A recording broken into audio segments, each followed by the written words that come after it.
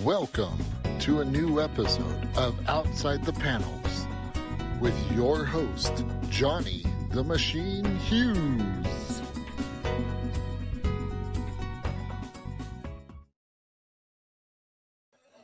Welcome everyone to another episode of Outside the Panels. I'm your host, Johnny the Machine Hughes, and as you know, I love a good Kickstarter when it has a sci-fi twist. And it's that age-old battle between machines, not this machine, a different machine, and humans who can act. How can I turn that down? How? So let's bring on Christian Douglas, who's got a fantastic Kickstarter to talk all about. Excellent. Johnny, so, Christian, let's just set the scene for everybody, right? We're Yep. both European. Yep, correct. The Euros are on. The what? And the Euros are on right now, and you and I are forgoing watching them to talk about comic books. Correct. Yeah. We do comic books also in the other side of the pond, you know. So it's not all Americans. We also do that from time to time. Do that. Excellent. So thank you for being on the show. Thank you. You're here to talk about your project. I'm going to say Pinocchio.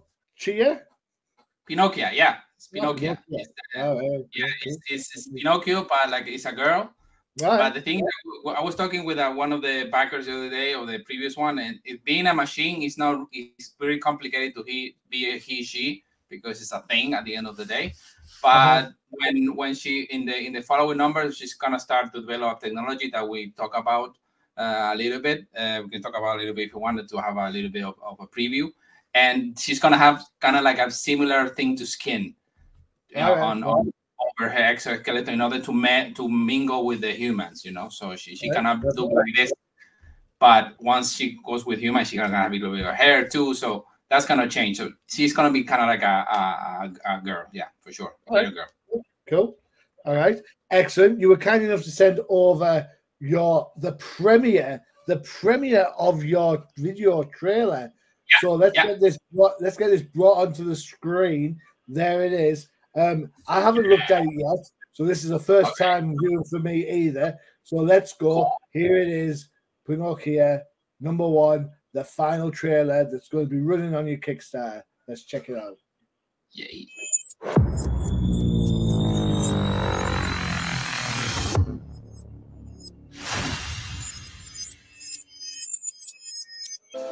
Who am I, you ask? I was created in the middle of nowhere,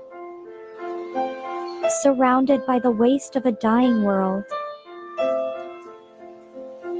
I was bestowed with an insurmountable task: bring peace after decades of death, persecution, and chaos. I am a grandchild of war, destined to help two camps which hate has fueled for far too long. Surprisingly, I am not alone. Have an odd bunch to make the road a little more bearable. Come with me to bring hope where there was despair, respect where there was resentment, creativity where there was destruction. I am Pinocchio, and this is my story.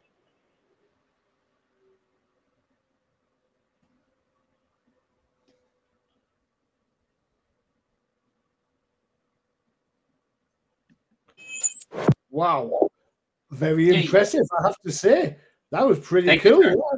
Yes, Thank definitely. you. What is it about the whole machine human kind of interaction that's so interesting? Because I mean, when you talk about machines and humans, you're talking Terminator, The Matrix, Battlestar. Yeah, there's a whole range of gauntlets of different machines and different humans. What is it that makes that idea so interesting? I think that the whole idea of machine is humankind playing to be God to a certain extent, because we're creating something that is very similar to us with our imperfections too, but it's gonna surpass us in time. That's the whole idea, you know, that we create something that we are to help us, because that's the whole idea with AI and the machines, artificial intelligence, to help us to make life easier, to cover certain aspects that we cannot keep up with the man, like doctors and nurses and stuff like that. So it's always this fascination with it. It's this grandchild of our kids, how we first it was the atomic bomb and using nuclear energy, and now this is the new for I think it's the new frontier, the whole creating and there are even talks on nowadays today, of being loading your conscience to a machine, loading your conscience to the cloud.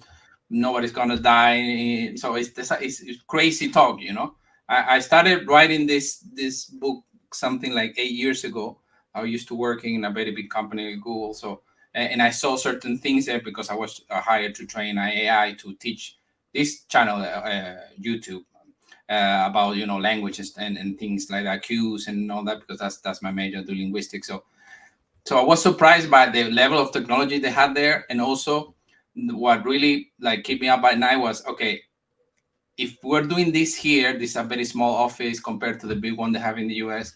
What is the guy next door doing, or the guy in the 2 floors up, or the guy in San Francisco doing, and this is 8 years ago, so things have changed a lot since 8 years ago. That's like a decade, well, more than a decade because in technology everything goes exponentially. One year to the other, you have a whole thing, and we're starting to see some of that with the ChatGPT and all that. But that's just like the very, very, very tip of the iceberg, So are you saying that we should be worried the Matrix is going to happen? There are people arguing that we're already on it. So, so that's the good. A good one is the one that you don't perceive as a threat, no. So that's in that case. If I was in the Matrix, can we please have the Miami Dolphins win the Super Bowl, please? Thank you. Okay. I'd be happy if Spain wins the Euro Cup. So that for me will be enough. So we'll see. Spain to win the all right, okay. So right. Yeah. Well, you're doing all right at the minute. 1-0 up at the time of recording. Yeah. So are you Spanish by descent then, Christian? Yeah.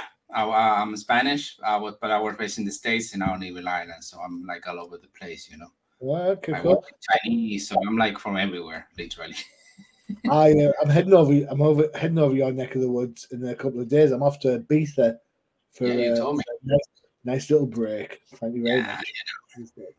I'll be practicing my Dos Cerveza, por favor. Okay, good. Cerveza, por favor. Cinco cerveza. Yeah, that's as good as it gets for me. So 8 years you've been working on this book. You've developed these characters. Yeah. You've seen how the real world has kind of reacted to elements of AI. Do you feel that AI in itself now is becoming such an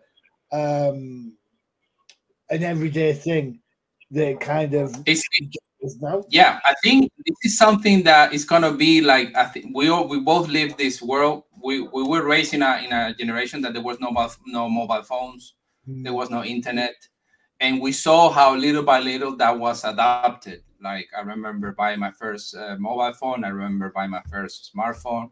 I remember when the internet was like modem and you have to wait and to load. I remember all those times. So probably you do remember 2 of those, So I think we're going through another shift like that, a big shift like that, a big leap, because artificial intelligence is not going to be only computers or internet or programs copying images and stuff like that. It's going to be everywhere. It's going to be adapted in medicine, in engineering, in everyday life, in security, in videos, of course, in all type of art, and also but also in everyday life. That's the thing that is used already in things like traffic, things like GPS, defense. So it's going to be adopted everywhere, because this is like the invention, well, not like the invention, it's like the implementation of the computers and the internet. So it's going to be a similar revolution like that. It's going to change everything. And I want to be optimistic about it, because there's a lot of doom and gloom out there.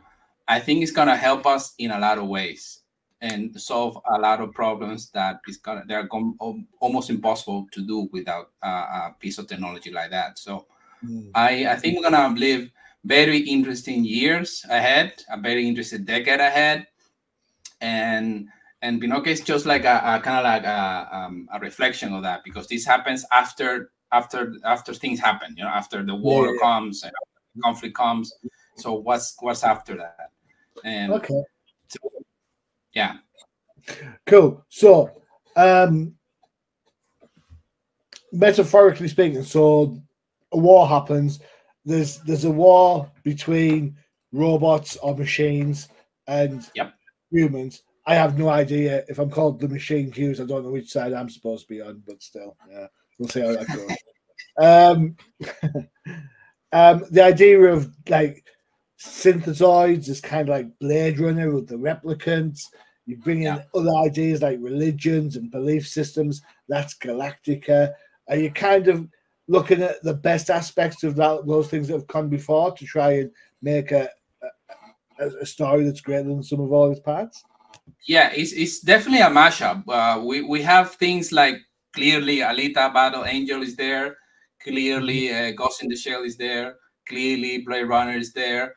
But there are a piece of science fiction that I really like Bicentennial Man. The book by Asimov is fantastic about that, because because I want to see it from the side of the machine, not so much of the human reacted to, but by the side of the machine, because the machine is going to be more impartial than if it's judged by by mankind. So, and it's also the artificial intelligence, the project by Kubrick is also there. So it's a lot of influence and piece of there, and also the classical folktale. Because if you think about Pinocchio, is the ultimate puppet, is the ultimate marionette.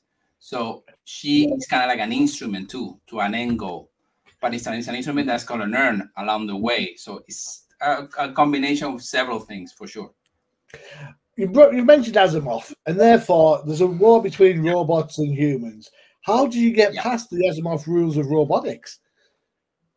There's something that's explained on the number 0, because this story spawned from a previous anthology that we did called Punk Droid, and in that story is where we started the episode of her, and she has not exactly the same as Asimov, the 3 rules. She has similar rules, because there's one that she needs to break in case she's gonna be harmed or she's gonna perish. She needs to break the first rule, because her mission is as important that, sadly, if a human being has to die, well, sorry for him, you know. But of course, it's not the main idea behind it. The main idea is that she needs to accomplish this rule, because it's gonna save a lot more lives at the end of the day if she able to bring the two camps together, you know, because mankind is at the brink of extinction in the scenario that I created. Because of course, when you have an adversary that doesn't sleep, doesn't get tired, doesn't have any morals, doesn't have any, of course you're lost.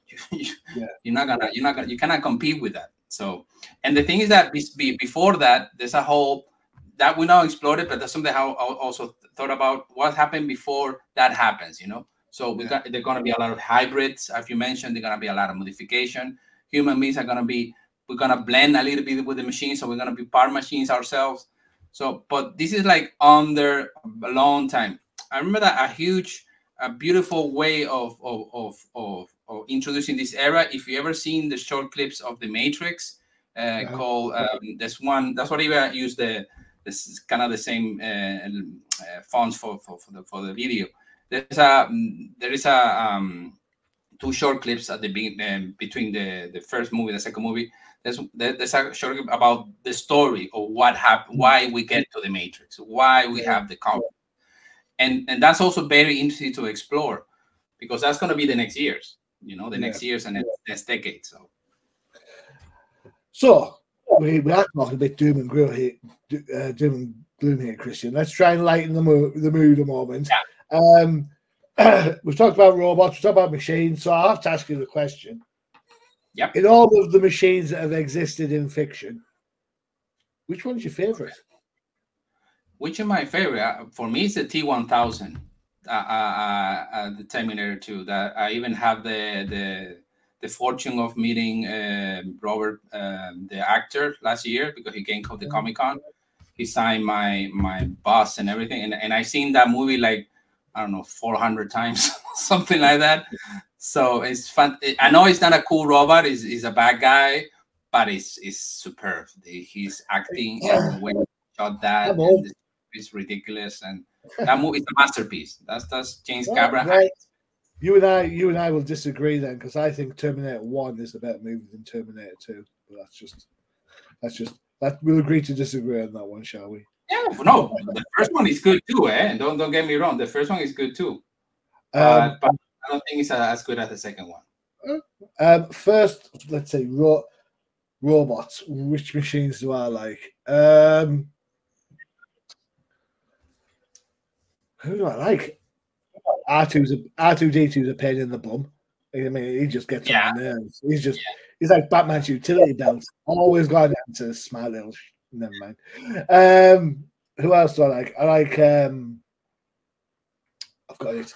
My favorite robot of all time, the robot from Lost in Space. There you go. Danger, Will Robinson. Lost in Space. The original TV, okay. The original TV show. The black and white. Yeah.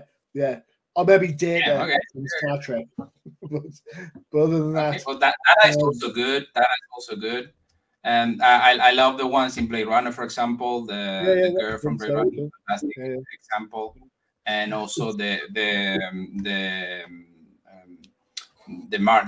Major from Ghost in the Shell is a fantastic piece too. Yeah. Although she's like a machine, but with the mind of a human being, so she's one of those blends. I like also a lot the one that Jude Law did in artificial intelligence. So there are a lot of good ones, a lot of good ones that you can take out for sure. For sure. Right, we'll take a quick break for one of our shows. At which point, Christian, you should check the football score. Just pointing that out. Yeah. So it's you know, we know it's gonna be hard. We know it's gonna be hard. You know, so. Hey, I'm living this tomorrow night. Don't worry, I feel your pain on this one. So time for an advert for one of our other shows. You know what? Have a look for this one. You never know. Keep your eyes open. You might see a robot or two. No. Time for a crisis.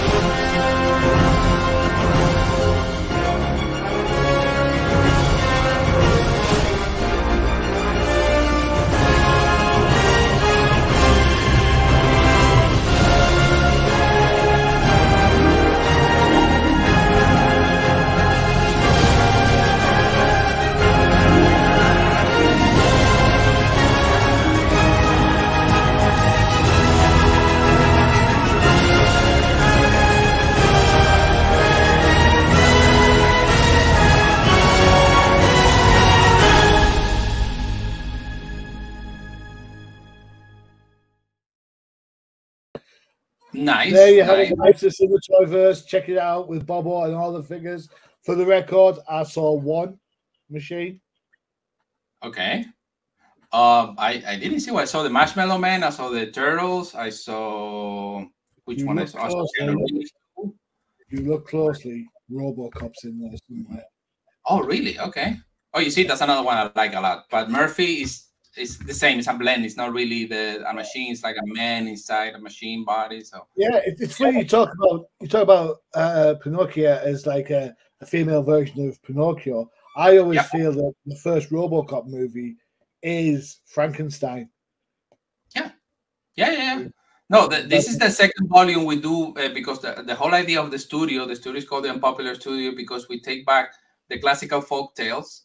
The Grimms and the Hans Christian Andersen, in this case, Pierrot, for example, the first one we did, the Collodi is the Italian author of Pinocchio. So we take those classical stories and we put them on the 21st century spin to talk about an issue that we are worried about now, right? And it's relevant.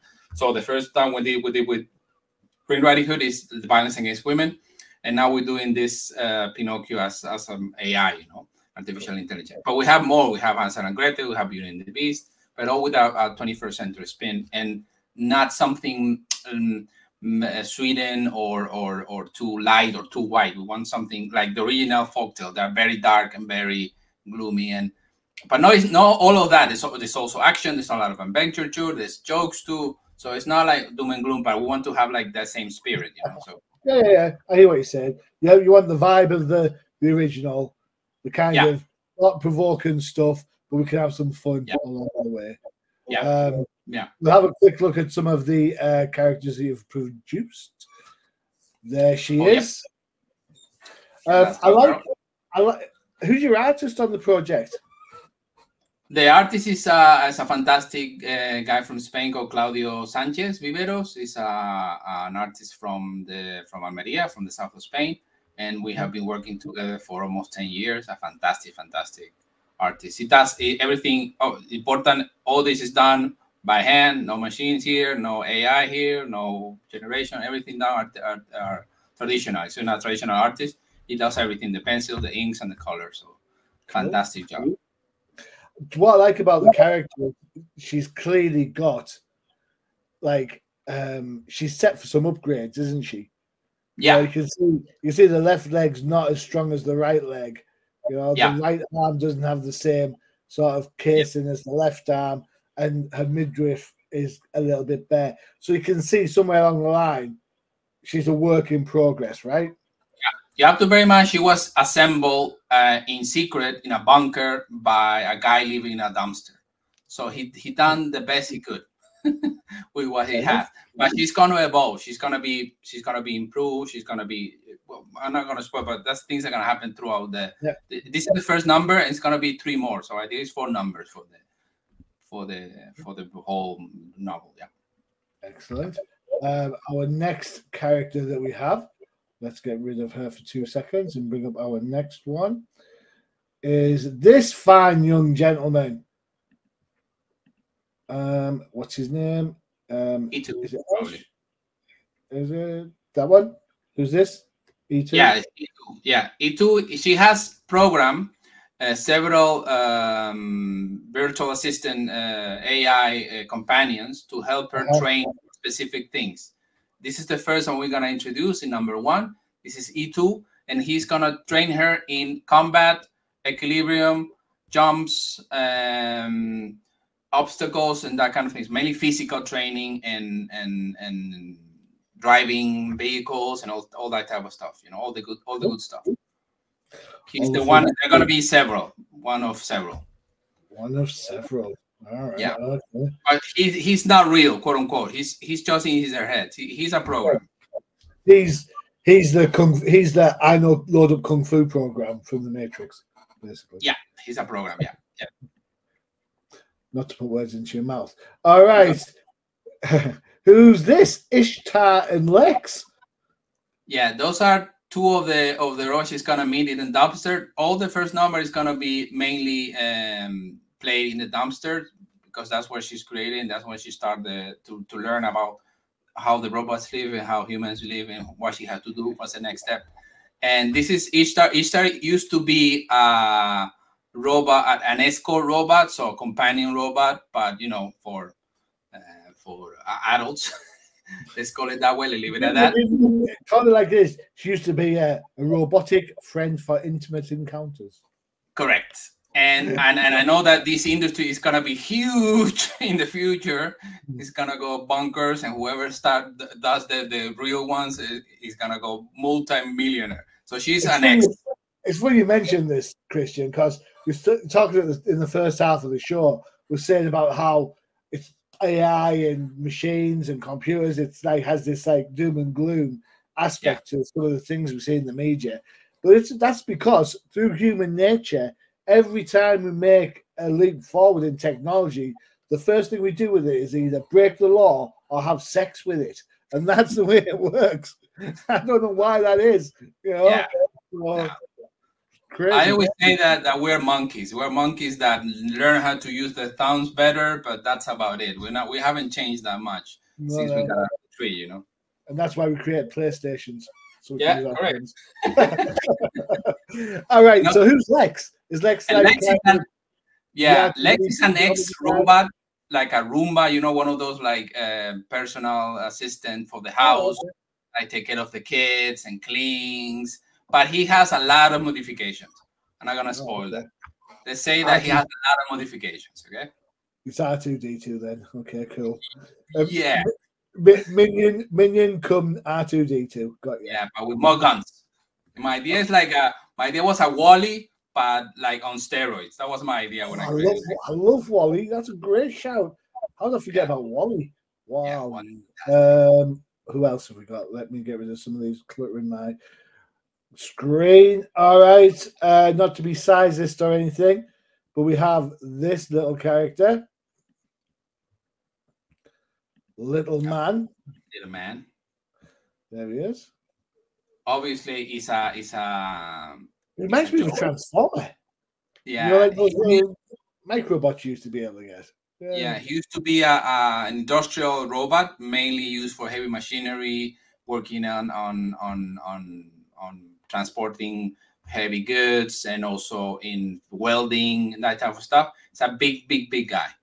That's why we call it Little Man, so to joke with him. Oh, I see. To mess with him a little bit. The joke. It's a hardy heart. All right, okay, yeah. So let's have a look at some panels because you've sent a couple of pages over that we want, I want to have a look at. I think I sent you the first 6, if I'm not mistaken. Well, I don't show too much because I want people to go out and buy the book. You know what I'm saying? That's the first page. The first page. I love this. This has this kind of Luke Skywalker looking at the sunset kind of feel to it. You know, she's kind of like taking on board the essence of the image. The colors are great. Yeah. So the artist does the pencils, inks, and colors. Yeah. Yeah. He has. He normally works inks and pencils by hand, and then the colors are done in a computer. Okay. Cool. That's not how normally everybody works, because if you do the colors also on papers, then it's a big problem for the printer. Yeah, he doesn't know how to interpret, and the programs are a mess. So yeah, normally how it works.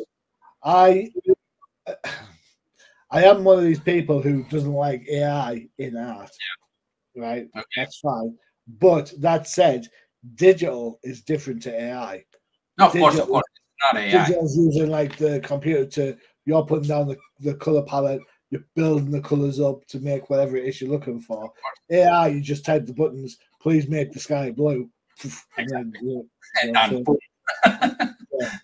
So people can have an idea. A page like this, since the storyboard, inks, pencil, is something like 3-4 days of work.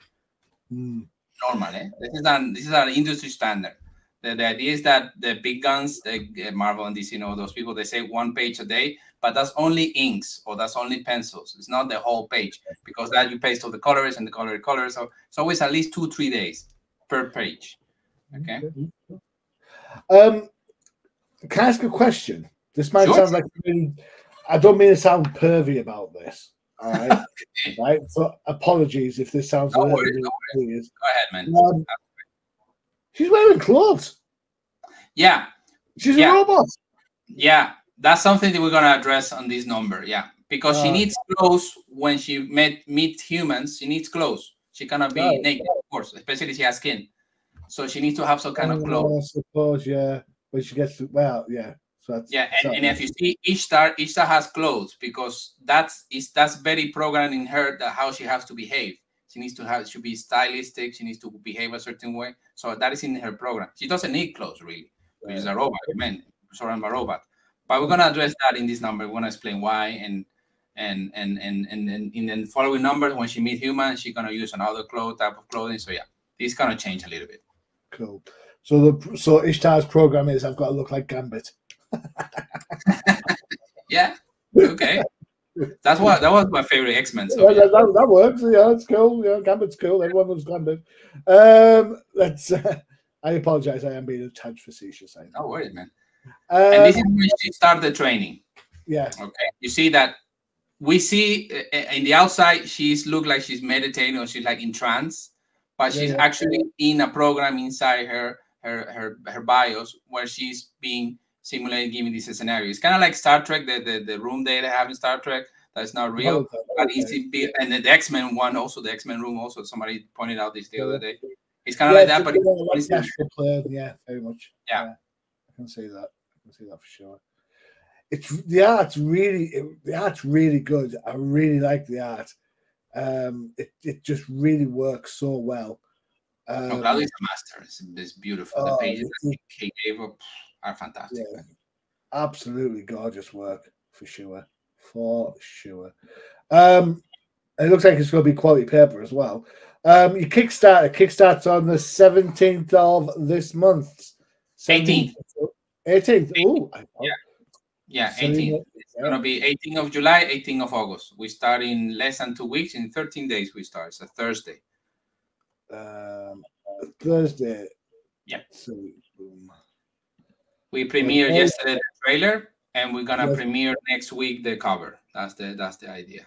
There you go. There's the Kickstarter. You can get to the Kickstarter by simply following unpopulartales.com. Go head over there. You've got to notify me on launch. Food. Notify me on launch, and you'll get the email to let you know when that goes live. What sort of, if you, obviously I don't want you to spoil the story or anything, so let's bear that in mind. But what sort of pledge rewards are you going to have going for your Kickstarter? We're going to have a lot of things. We're going to have postcards. We're going to have stickers. We're going to have original pages, very important, especially for any collectors out there. They're going to be, I think it's 8 or 10 pages of the comic, the actual pages, so pencils and ink, which is fantastic work. That's one of a kind opportunities, so I highly recommend people to be there. They're also going to be, of course, the digital and the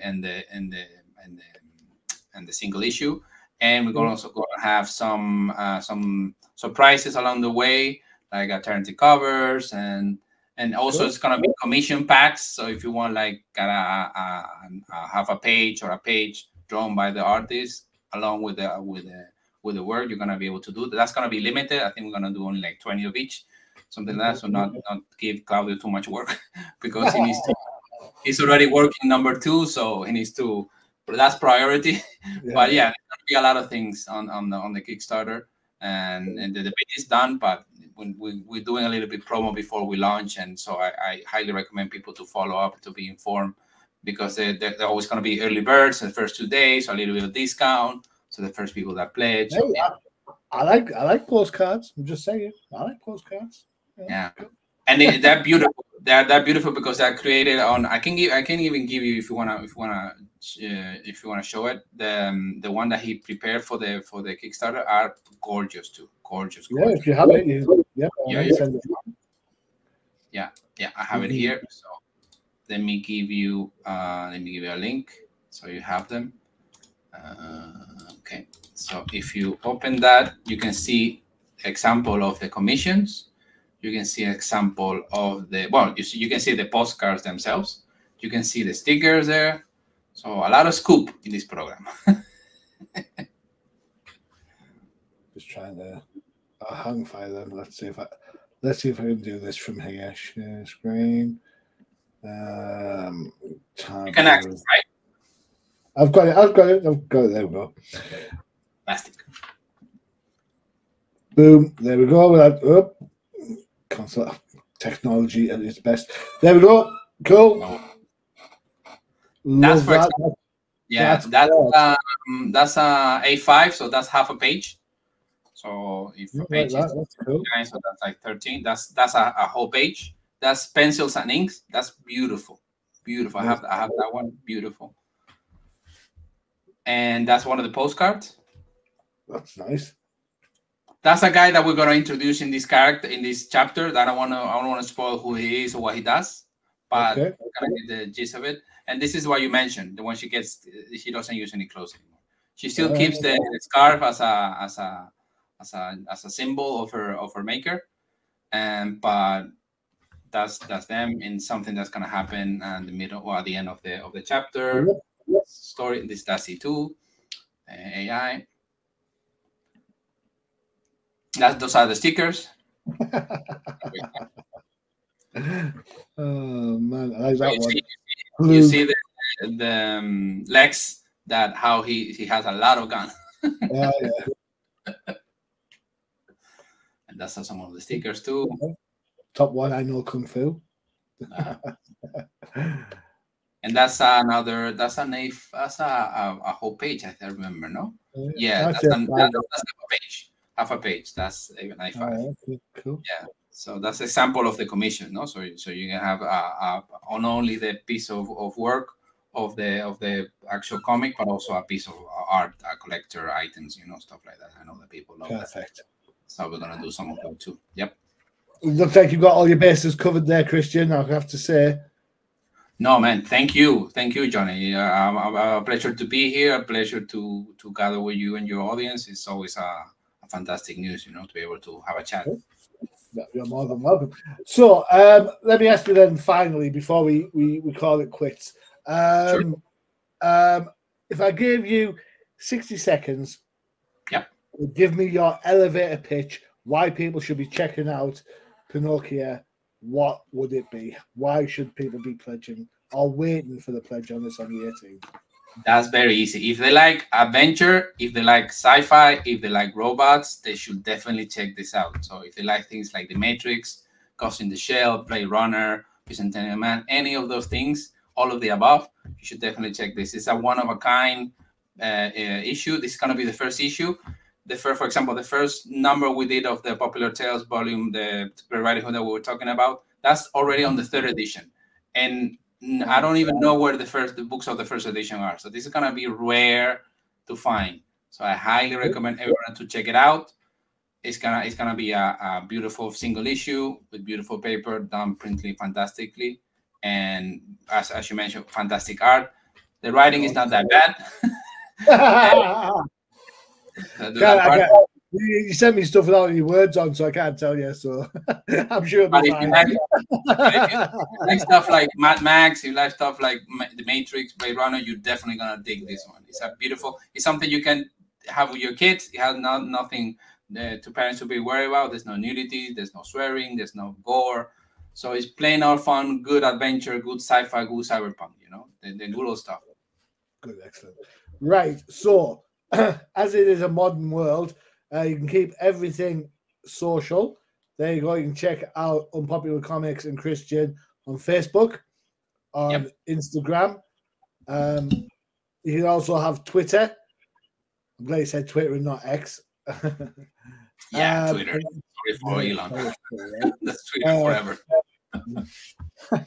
And then you've got some TikToks as well. That's interesting. Yeah. We mentioned it's not due to Star. Excuse my dodgy handwriting. No worries. There we go.